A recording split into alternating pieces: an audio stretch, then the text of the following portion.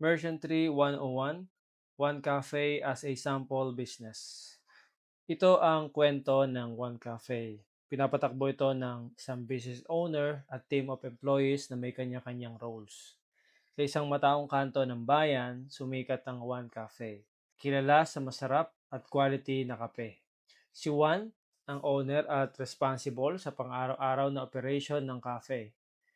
Pagpili ng beans, paggawa ng recipe, pamamahala sa staff, at pag-aasikaso ng mga orders sa supplier.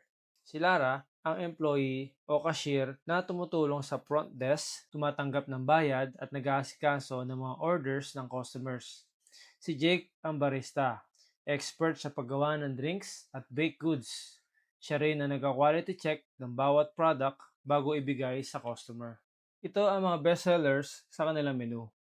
Tuna sandwich, classic ice latte.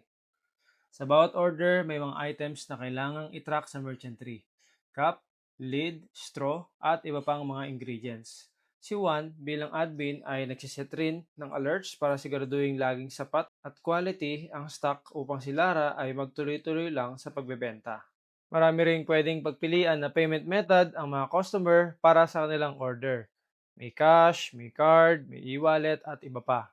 Kada transaction, maayos na nakalagay sa resibo ang lahat ng details ng order.